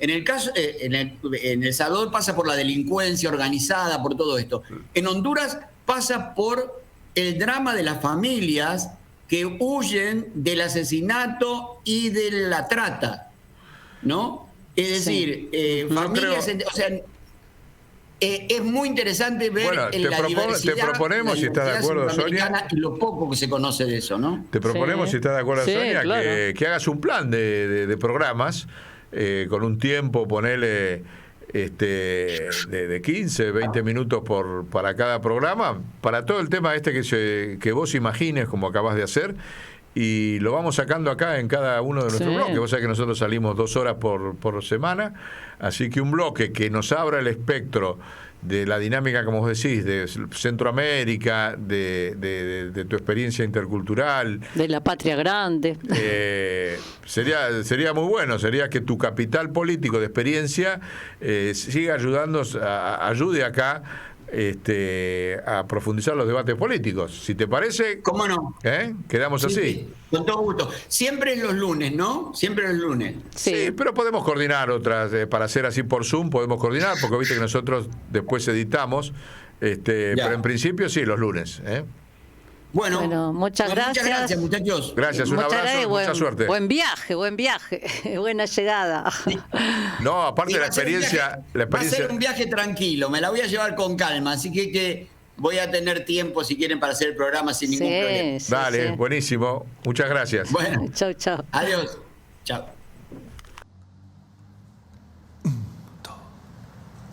Me han quitado el egoísmo, lo han cambiado por altruismo, otro ismo, altruismo, pero solo veo un sismo derrumbando el obelisco. Me han quitado el egoísmo, lo han cambiado por altruismo, otro ismo, altruismo, pero solo veo un sismo derrumbando el obelisco. Yo mismo, tú mismo, él mismo, otro mismo, turismo, ya. Yo mismo, tú mismo, él mismo, otro mismo, turismo. Me han quitado el egoísmo, lo han cambiado por altismo, otro ismo, altruismo,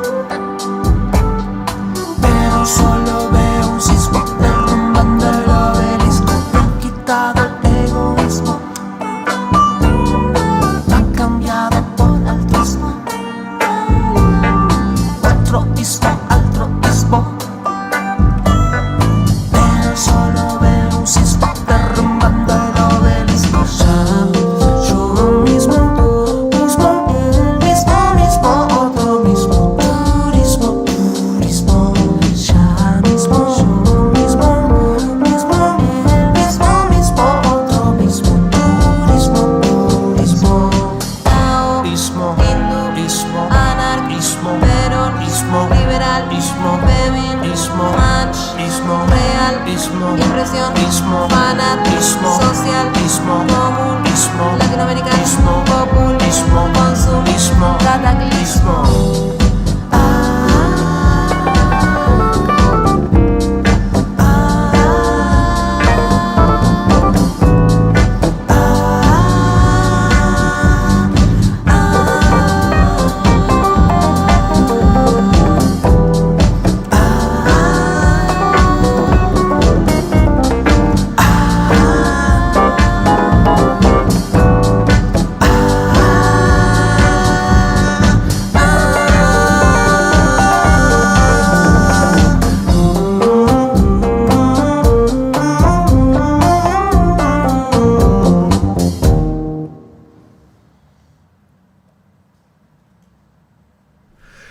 Bueno, a ver, entonces, dado que tenemos muchos temas, vamos a hablar, si te parece, si les parece, hablemos un poquito cortito de qué pasó en Chile con la Constitución y qué pasó en el orden que quieran, y qué hacemos con esto de la Ciudad de Buenos Aires, que convocó Cristina, cuál es la historia, que bueno, para eso Jorge nos puede aportar mucho, y después este problema de que esta ofensiva, hay muchas analogías, ¿no? Decías vos, entre la ofensiva que está sufriendo Cristina y el final de Hipólito Yrigoyen, ¿no? Bueno, sobre Chile. Elegí el orden que quieras. El proceso constitucional de Chile ya viene de años atrás. El proceso constitucional de Chile tuvo directa incidencia también en la formación histórica de nuestra Constitución de 1853, con esa Constitución de Chile de 1833. Pero bueno, eso del siglo XIX. En el siglo XX, con su Constitución de 1925, Chile fue transitando hacia un avance social que se concreta en la década del 70 con la Unidad Popular Chilena, cuando Salvador Allende, en 1971, propone al pueblo chileno una reforma constitucional que se efectivizó con una pequeña modificación o una palabra para insertar el artículo 40. Bueno, también el proceso constitucional chileno después del 71, el 10 de septiembre del 73, se anunció oficialmente que el presidente Salvador Allende iba a dar un mensaje sobre la nueva Constitución. Bueno, así llegamos al golpe de Estado al otro día, el 11 de septiembre del 73, y la Constitución esta que instala esos conceptos neoliberales de los Chicago Boys, esa escuela austríaca, von Mises, von Hayek, que hoy día todavía la traen como novedad Milei y compañía, y todos estos nefastos personajes que están tratando de hacer una metástasis ideológica al pueblo argentino. Entonces se pone en marcha con la lucha del pueblo chileno, en el año 2019, que tenían que terminar con esa constitución de la dictadura de Pinochet. Entonces, el 80% de la población señaló, sí, convocar a una convención constituyente para terminar con ello. Se pone en marcha esta convención constituyente, sanciona este proyecto, después de que este proyecto pasa por la Comisión Armonizadora, y lo propone el 4 de junio de este año al debate, precisamente para concluir en este domingo pasado, el 4 de septiembre, para que el pueblo diga si acepta o rechaza. Pero esa aceptación pasó entonces del 80 al 32.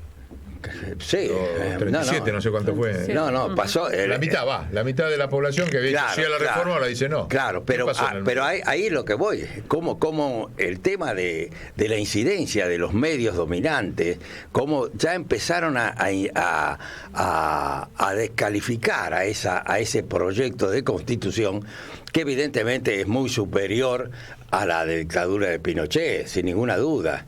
Podríamos llegar a tener algunas apreciaciones de algo que se podría haber hecho o que no se debería haber hecho, pero evidentemente era muy superior para continuar el proceso del pueblo chileno.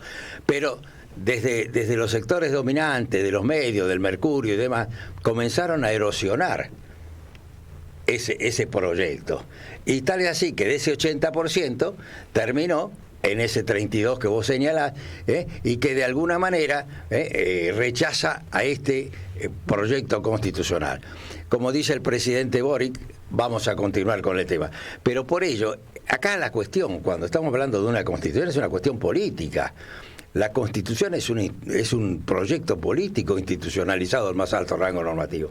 Por eso, cuando hablamos de nueva Constitución, profundizar el debate. Hoy día, desde los sectores que han confrontado con el proyecto constitucional de Chile, hablan de qué. Le agregan también una palabrita a este tema de una nueva Constitución, y que ya están incidiendo, ya con esa palabrita la denotan, una nueva y buena Constitución.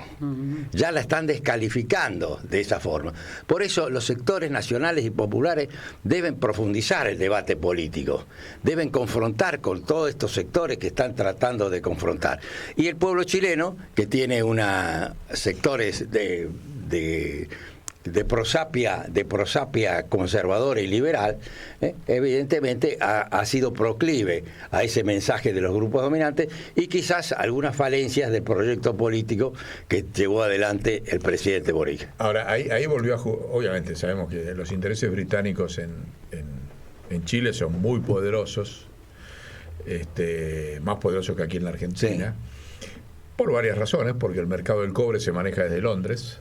Claro. El mercado del cobre mundial, y el mercado del cobre es la principal materia prima en los próximos 50 años en todo el proceso de las energías renovables. Entonces juegan ahí en todos los terrenos los británicos en Chile. De hecho, acordate cómo nos traicionaron cuando fue la guerra de Malvinas, que ofrecieron el país como base militar para los ingleses, claro, contra los argentinos. Y cómo tuvieron incidencia en el resultado militar. Así que eso seguro que acá ha jugado algún rol, pero también hay que criticar, o sea, la democracia cristiana jugó en contra. Así es. Compañero Bergoglio, bueno, compañero por eso, Francisco, es imprescindible. Es otro capítulo donde la Iglesia en la América Latina volvió a jugar contra el pueblo. O sea, si jugó, por ejemplo, en Bolivia contra Evo, jugó acá en la Argentina apoyando a Macri, acaba de dar otro paso tremendo. Claro, que ha sido la Iglesia, quedó comprometida en que sigue la Constitución de Pinochet. Pero Francisco, algo estamos haciendo mal, Bueno, el pensamiento de Francisco nos marca un rumbo avanzado y positivo. Pero no es una locomotora que anda sola, no tiene motores. Claro, bueno, hay que acompañar esa locomotora. hay que acompañar. Te voy a señalar dos cosas con relación a Chile y la incidencia británica. A ver. En la ciudad de Punta Arenas, en la plaza principal de Punta Arenas, hay una glorieta que ha sido donada por la comunidad británica y donde señala que en ese lugar está el centro de Chile, puesto que viene desde Atacama hasta la Antártida. No. Sí, sí. Esa comunidad británica ha tenido una gran incidencia en esta conformación, ¿no es cierto? Pero vamos un poquito también al proyecto, que fue, esto me lleva a unir el debate en la presidencia de Salvador Allende y actual. Claro, la democracia cristiana en ese momento le impuso a Salvador Allende la modificación de una palabra, el artículo 40. La indemnización será, decía en la Constitución del 49, y el que le impusieron podrá ser. Lo cual no fue. Lo relativizaron. ¿Y qué pasó en este proyecto actual de 388 artículos? Yo vengo sosteniendo que es muy avanzada en cuanto a los conceptos del Estado plurinacional, en los conceptos al reconocimiento de los pueblos originarios, en lo que se refiere al reconocimiento de la mujer y a otros conceptos que hacen a los derechos humanos básicos. Pero en lo que se refiere a las normas de política económica constitucional, es más o menos lo que ha ocurrido durante la presidencia de Salvador Allende. No se ha tenido la precisión, como decía Arturo Enrique Sampay, de incorporar a ese proyecto normas absolutas, claras y precisas en lo que se refiere a las normas de política económica constitucional, que bien estaba señalada en la Constitución del año 49, Salvador Allende la quería incorporar, y aquí que el tema del cobre, de la nacionalización del cobre, en este proyecto que iba a ser aprobado o rechazado, estaba solamente en una cláusula adicional. O sea que uno puede decir que por ahí perdió por no ser peronista. Evidentemente algo falló. Por lo que vos estás diciendo, algo falló. Se dieron manija a otros derechos secundarios, claro, y los principales se soslayaron. Es más, hubiese sido otro debate político en eso. Pasó lo mismo que en el 73, aunque la democracia cristiana le incorporó esa palabra, podrá ser, que ya no era lo mismo. Ahora también la nacionalización del cobre queda en una mera cláusula adicional, que ahora ni salió aprobada. Y ni salió aprobada. Es decir, el neoliberalismo como freno a la lucha de los pueblos, al desarrollo de los pueblos, está vigente en esta. Y por eso, cuando hablamos nosotros de una nueva constitución, venimos sosteniendo la necesidad de profundizar el debate, aglutinar, como decía Ferdinand Lasalle hace 1863, que los sectores populares, el pueblo, para decir una nueva constitución, debe estar unido y organizado. Esta es la gran cuestión. Y por eso viene toda esta a colación, todo este tema de los medios de manipulación económica, financiera, mediática, esta cuestión que lleva al desprestigio, y que bien señalaba Perón en el manual de conducción política, que para conducir es necesario tener prestigio, y por tanto los sectores dominantes, el enemigo, tratan el desprestigio del líder político. Es lo que está sufriendo Cristina, es lo que ha sufrido Irigoyen, es lo que han sufrido un montón de luchadores por un país mejor. Que estamos quería preguntar a Guibori qué es lo que planteó, cómo iba a seguir ahora entonces el debate. ¿Propuso algo? Sí, tiene que, obviamente, ya ante esta circunstancia, sostiene la necesidad de continuar con este tema del debate constitucional. Los procesos sociopolíticos de los pueblos se reflejan en los ordenamientos jurídicos constitucionales. Por tanto, no son cuestiones estáticas, son cuestiones que hacen a la vida de los pueblos y a la lucha. El derecho es lucha, no es mera concepción de lógica jurídica. Sí. Por tanto, el pueblo chileno debe continuar su lucha, como también otros pueblos de Latinoamérica hoy Pero están. Se tiene que hacer peronista para ganar. Bueno, sí, es más, en Perú esa también es está el tema. Provocadora. Sí. Se perdió porque no es una constitución peronista. Por ello, la constitución del año 49 está ocultada por los sectores dominantes. está ocultada en los debates universitarios, en los debates políticos. Y no es chanza, porque quizás esa parte del rechazo, si hubiese visto políticas nacionalistas en la Constitución, claro, hay que ver qué pasaba. Claro. El cobre está en una cláusula adicional. Claro. Es un tema. Y esa cláusula adicional invoca a la Constitución de 1925, pasa por la de Pinochet y con esta falencia llega a la descripción actual de ese. Interesante de ese para seguir investigando. Por eso, también, si te parece, en una otra oportunidad, analizamos los 388 artículos de esa Constitución. Que por otra parte, también, si no se ha profundizado el debate, que también fue poco el tiempo, de junio a septiembre, más con esta avalancha de los medios de comunicación, el Mercurio es como Clarín, el clarinete de acá y La Nación, que permanentemente es la gota de agua que va generando. Pero ahí surge la duda que hay que investigar. ¿Por qué el Mercurio existía cuando el 80% de los chilenos dijo quiero sacar la Constitución de Pinochet? Ya existía ahí. Entonces, ¿qué pasaba ahí y qué pasó ahora? Vuelvo al pensamiento de Arturo Enrique Sampay. De la obstinación de las oligarquías de frenar el proceso político de los pueblos, viene esa respuesta de los pueblos, ya sea en forma abrupta o en forma de los cauces democráticos. Pues sí que tenemos que fabricar nuestra obstinación.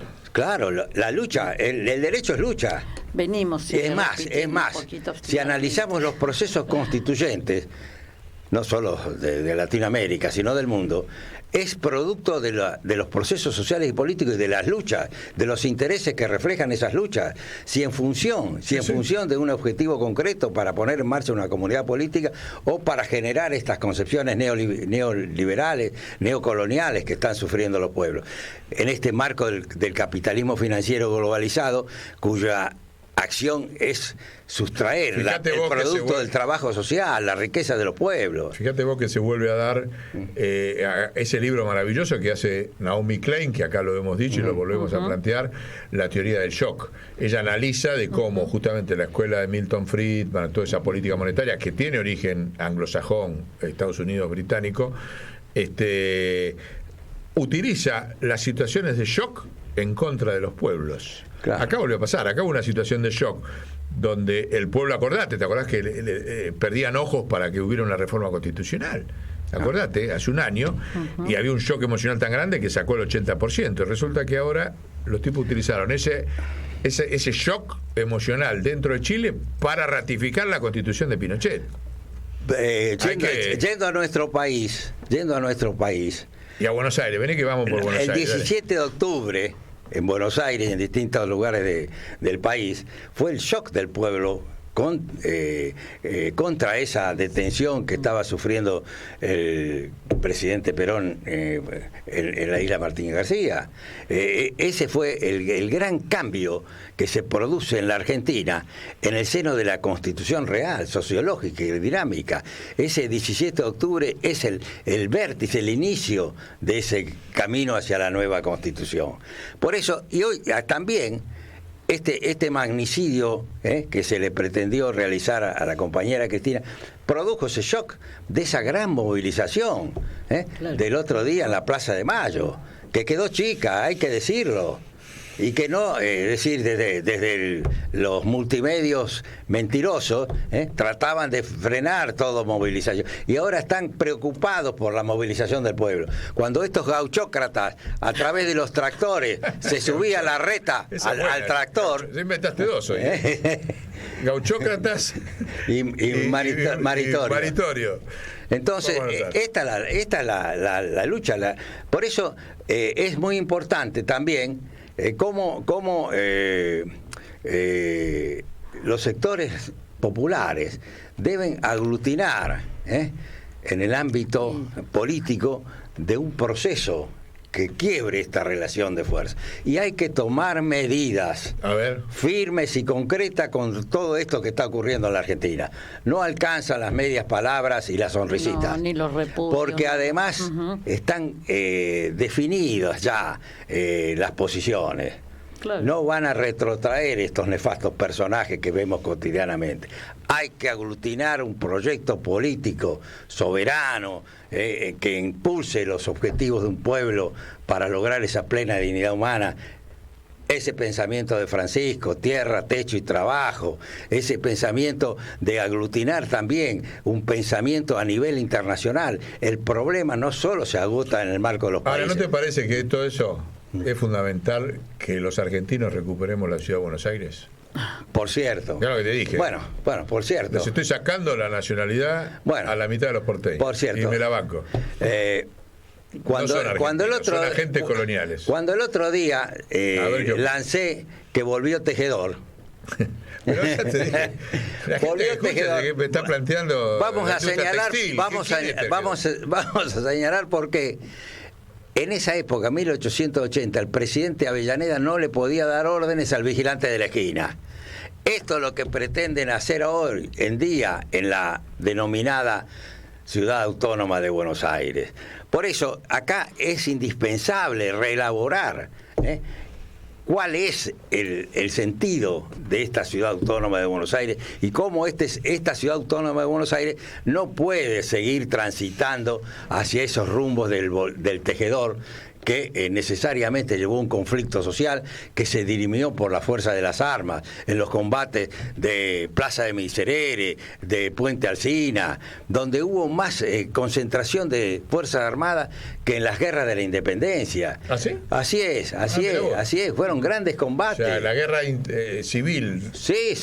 Más concentración de fuerzas armadas. Claro, que los grandes ejércitos. Mirá vos. Los ejércitos de la provincia de Buenos Aires, con los cuales confrontó el posterior presidente Roca, que en ese momento era ministro de Guerra, y siguiendo las instrucciones del presidente Avellaneda, y que también ahí se dio el conflicto constitucional y político, puesto de que ante esas circunstancias de ese Tejedor que pretendía poner a la provincia de Buenos Aires sobre todo el resto de las provincias del país, prácticamente lleva a que el Congreso Nacional, una parte vaya a la ciudad de Belgrano, también vaya partes de la justicia, y se genere ese quiebre que luego se pudo conformar, dar mayoría al Congreso en la ciudad de Belgrano, y ese Congreso saca 2 leyes, que es importante que se tenga el conocimiento de esto, cómo la Argentina tuvo que resolver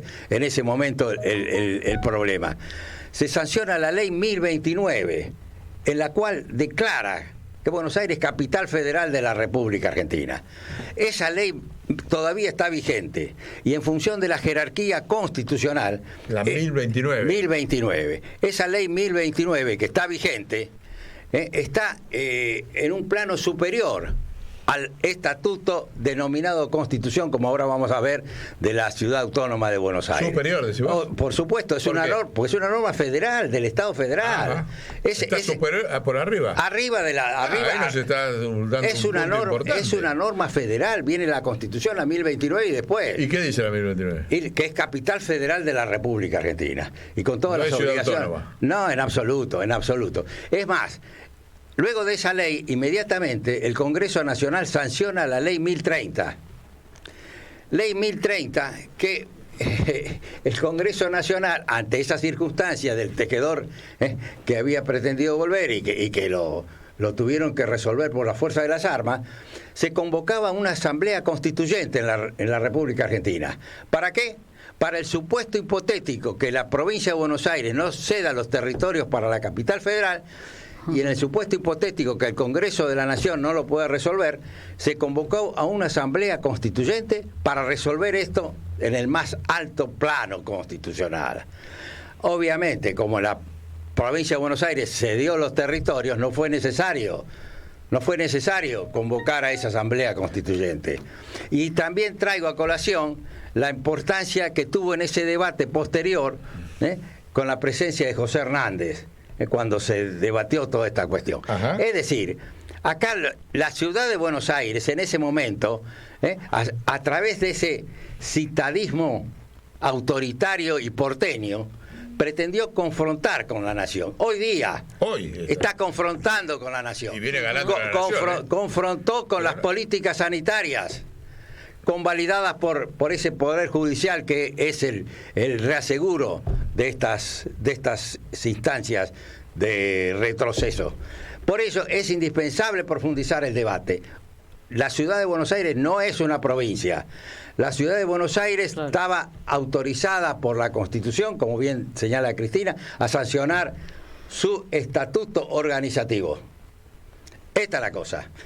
Y en el año 96, cuando se convoca esa convención, que a su vez se autodenominó soberana y con facultad de dictar una constitución, bueno, ahí ya es el primer cimbrazo que recibe este tema.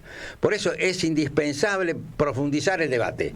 La ciudad de Buenos Aires no puede estar en contra de los distintos espacios que conforman el Estado Federal argentino. Y por tanto no puede ser el instrumento políticas que sirvan para frenar el proceso político nacional con estas concepciones que reflejan desde Cambiemos y los sectores que lo acompañan. Por tanto, es indispensable que demos el debate con precisión. Acá la ciudad de Buenos Aires debe ser un eslabón en esta lucha. Y por tanto, no se puede convalidar, como decía Alejandro Bunge, ese vértice de un país abanico.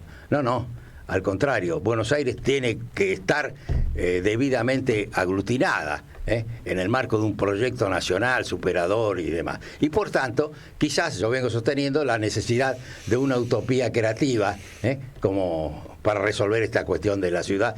¿Y qué se te ocurre y que muy bien Cristina ya lo ha introducido. ¿Y alguna idea central dentro de esa utopía creativa que decís? Sí, hay muchas ideas que en este texto que te voy a acompañar están. Pero te digo, además, con todo este tema de las capitales, también es indispensable que lo que significa este sector, este forúnculo que hoy día tiene que explotar. Entonces, ¿cómo se resolvió el tema de la capital federal en otros estados federales? Por ejemplo, en la Constitución de los Estados Unidos, Washington, la ciudad de Washington, es desprendimiento de 3 estados. Lo mismo ha ocurrido en Brasilia. Lo mismo ha ocurrido en Australia con Canberra. Esto hace que no puede ser este ente que están pretendiendo desarrollar para confrontar con el país, que pase así porque sí, y con la convalidación del accionar político y de los medios mentideros que tenemos actualmente. Por eso es una gran responsabilidad política seguir esta senda del debate. Sí, ¿Qué hacemos? Cristina, ¿no? ¿Qué hacemos hoy día para solucionar esta cuestión? No puede volver tejedor hoy día. Esta es la cuestión. Entonces, abramos el debate y otro día, si es necesario, le damos mayor... sí, imagínate. Porque esto está directo. Desenvolvemos el tema porque Cristina lo tiró al ruedo. Esto hablando de Cristina, esto directamente está ligado también con otros temas, como hace al nefasto juicio de vialidad, y cómo... al respecto, también es necesario traer el tema que hablamos de pasada de Hipólito Yrigoyen, ¿no es cierto? Que los radicales le ignoran estos radicales de hoy día de Cambiemos. Hipólito Yrigoyen fue detenido por un golpe de Estado. Lo llevaron en un barco, después a la isla Martín García. Hipólito Yrigoyen planteó un recurso de habeas corpus para lograr su libertad. Bueno, la Corte Suprema de Justicia de la Nación no solo convalidó el golpe de Estado, para esa Corte una Constitución regía en tanto y en cuanto no aparezca un golpe de Estado. Por eso saca esa nefasta circular del 10 de septiembre, convalidando el golpe de Estado. Pero además, como a Yrigoyen le rechazaron ese habeas corpus, le dan continuidad a esas denuncias penales que estaban contra Irigoyen, puesto que también la erosión a Irigoyen estaba en marcha, se le imputaban actos de corrupción. Siempre la misma metodología. Es lo mismo, es lo mismo. Por eso podemos dar una continuidad precisa a todo este desarrollo. Pero quiero cerrar brevemente el tema de Irigoyen. Cuando Irigoyen le hacen estas acciones penales, ¿qué responde? Y hay 3 fallos de la Corte Suprema de Justicia de la Nación, esto que te estoy diciendo. Irigoyen inmediatamente plantea la incompetencia de jurisdicción de ese tribunal. Bueno, obviamente, también ese rol de la justicia, que es proclive al golpe de Estado y no a alguna norma jurídica, se lo rechaza. Entonces, lo planteó a nivel de la Corte Suprema, Irigoyen. Y ahí está el rol del derecho como arma para frenar y someter a los pueblos. Por eso que si no hacemos una interpretación jurídica acorde, ahí viene el tema, ¿no? Y entonces la Corte no le hace lugar. Y aquí que la situación de Irigoyen detenido también traía sus consecuencias políticas en el pueblo y la reacción que iba provocando. Consecuencia, el golpe de Estado, ¿qué hizo? Lo indultó a Irigoyen. ¿Qué hizo Irigoyen? Lo indultó. No claro. Un tema que tiene. Claro, por eso. Porque hay una polémica con. Irigoyen, el golpe de Estado lo indulta. ¿Qué hace Irigoyen? Rechaza el indulto. Lo mismo que hizo Cristina. Claro, sí. por eso hay una directa relación en todo esto. Porque él no había cometido ningún delito. Y entonces por eso venimos sosteniendo ni indulto ni amnistía, justicia es lo que estamos proponiendo. Sí, fíjate que hubo ahora de estos días una polémica no solamente con Zaffaroni, que había tirado la idea, sino que también Mayans, el presidente del blog, había sugerido que había que terminar el tema de juicio a Cristina, como diciendo, saquen un indulto porque esto es una ola que viene creciendo. Claro. Y le salió al cruce Parrilli con esta línea que vos decís. Parrilli salió a decir, señores, acá justicia, nadie se mueva de esa línea, lo cual orienta al peronismo a un planteo y no solo el peronismo, el debate constitucional, político e histórico. Por eso esto debe entrar a esa incompetencia de jurisdicción que tiene ese tribunal de Comodoro Pro. Un poquito para nosotros también, ¿qué es la incompetencia de jurisdicción? Claro, que el órgano competente para juzgar a un presidente de la República, un vicepresidente y demás, es el Congreso de la Nación. Es el Congreso de la Nación. No el sistema judicial. En absoluto, después, por eso hace a una prerrogativa del cargo y no del funcionario. Entonces, ¿qué otro nefasto malabarismo jurídico utilizó la Corte? Esto también lo vamos a traer, porque lamentablemente son tantas cosas distintas. ¿Qué pasó el 7 de septiembre, después del golpe de Estado? El del 6. El 7 de septiembre, claro, en La Plata le sacan la renuncia a Irigoyen. ¿Qué argumento usa la Corte precisamente para convalidar la detención de Irigoyen y ese nefasto y ilegítimo juicio político, juicio criminal que le estaban haciendo? No, usted renunció. Y por tanto ya no hace falta el juicio político. Son cínicos. Bueno, esos son los malabarismos jurídicos que en realidad te obligan a renunciar y después te acusan que renunciaste. Y por eso para esa Corte una Constitución rige en tanto en cuanto el golpe de Estado no la deroga. Criterio más erróneo en materia jurídica constitucional que ese. Bueno, y hoy día nos pasa todo esto. Estos malabarismos, este manipuleo, esto hace a la doctrina constitucional que debe debatirse, debe entrar en el debate político. Ya te trajiste ahora este tema, que ahora se cumple hoy. Es más, en 2 días se cumplen 92 años del golpe. Por eso, la utilización de los textos que están sancionados al más alto rango normativo debe tener una interpretación acorde a un proceso político y social de avanzado. Entonces, toda norma escrita, toda norma jurídica es susceptible de ser interpretada. El asunto es a qué intereses refleja esa interpretación. Por ejemplo, el de la Corte que te señalaba, cuando le dice a Irigoyen, no, pero usted renunció. O sea que son los malabarismos jurídicos que estos constitucionalistas son los que manipulan y que generan esta metástasis, el engaño, quitan la posibilidad de comprender el desarrollo jurídico constitucional. Así es que también un profesor de Derecho Constitucional fue el primero que en diciembre de 1955, desde la Facultad de Derecho de Buenos Aires, avanzó para derogar la Constitución del 49. Y ese ha sido un profesor que ha nutrido generaciones de abogados. Por eso, otro de los temas del Poder Judicial es la formación de los abogados, los proyectos de estudio y demás. Porque precisamente este tipo de jueces son los que presionan y los que generan la imagen. Está el principio constitucional de inocencia.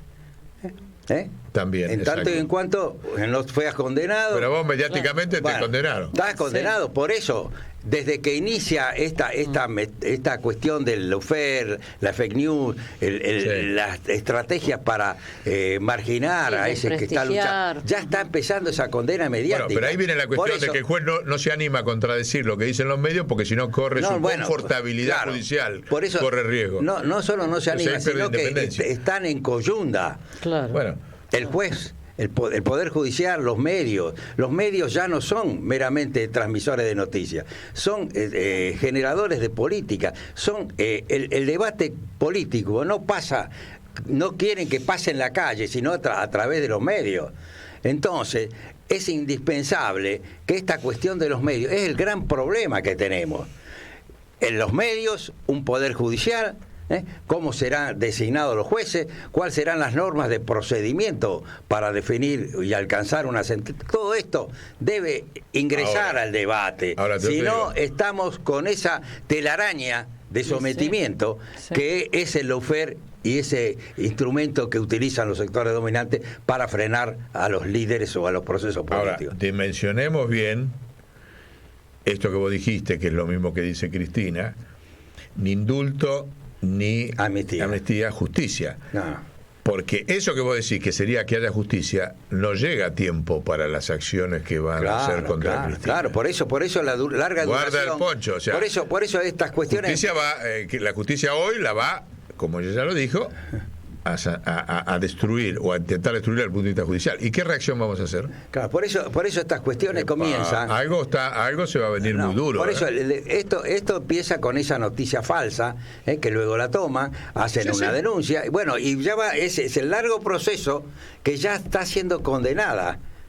A través de la manipulación. Por eso, personalidad que está sufriendo. Crea un sentido común. Claro. Si por eso el tema de los medios es ¿no? determinante hoy día. Bueno, se nos va acabando. Sí. Se termina el programa 30. Se voló la Santa Tormenta, pero fue una tormenta de Santa Rosa el programa, de ideas, montones de ideas de la acción para adelante, que como yo estoy convencido que lo que charlamos, lo que nos comprometimos ese día en Chilaverde, de llevar adelante el planteo a Cristina, y ahora más todavía, porque lo pensamos antes. ¿Te acordás? Que dijimos juntar el referéndum popular con la elección presidencial. Más que nunca hoy ese planteo hace falta. El resultado de Chile lamentablemente demuestra que eso también hace falta. No podés seguir confiando en meramente elecciones tenés que darle un contenido cada vez superior al protagonismo del pueblo, ¿no? Así es. Y me parece que el referéndum popular tiene que ser la carta de... Vamos a insistir, estamos pidiéndole la reunión a Cristina por los caminos que tenemos, o sembrando la idea en las organizaciones sociales y políticas y sindicales para que asuman ese tema y llévenselo. Ahora hay más condiciones que nunca después del atentado a Cristina, para que... ¿Quién le va a decir que no a Cristina si quiere consultar al pueblo con un referéndum popular después del atentado? ¿Con qué argumento le dicen que no? ¿Con qué formalidad? ¿Vinculante, no vinculante? No me importa. Claro, eso es lo que te iba a decir. Eso es lo que te iba a decir. Porque también es otro tema a debatir, pero aunque... Pero lo vemos. Que el pueblo opine, básicamente. Que está en el debate. La participación protagónica del pueblo es indispensable en todo esto. No podemos estar en cabezas de notable que son los que a través de los medios te hacen la croqueta, como dice. Sí. Bueno, amigas y amigos, listo. Nos vamos. Hasta el próximo programa. Un abrazo a todos. Adiós, hasta el próximo.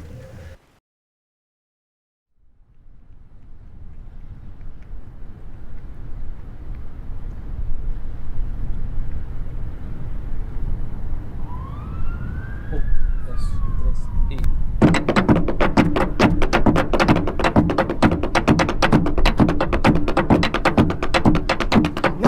fin, no tiene fin, no tiene fin, no tiene fin, no tiene. El amor no tiene fin, no tiene. El amor no tiene fin, no tiene. No tiene fin, no tiene fin, no tiene. No tiene fin, no tiene fin, no tiene. El amor no tiene fin, no tiene. El amor no tiene fin, no tiene. No tiene fin, no tiene fin, no tiene. El amor no tiene fin, no tiene. El amor no tiene fin, no tiene. No tiene fin, no tiene fin, no tiene. No tiene fin, no tiene fin, no tiene. El amor no tiene fin, no tiene. El amor no tiene fin, no tiene. No tiene fin, no tiene fin, no tiene. No tiene fin, no tiene fin, no tiene. El amor no tiene fin, no tiene. El amor no tiene fin, no tiene.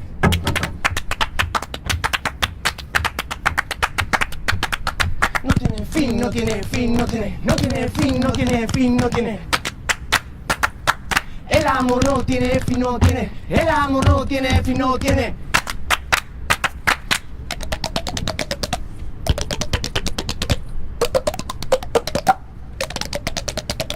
No tiene fin, no tiene fin, no tiene. No tiene fin, no tiene fin, no tiene.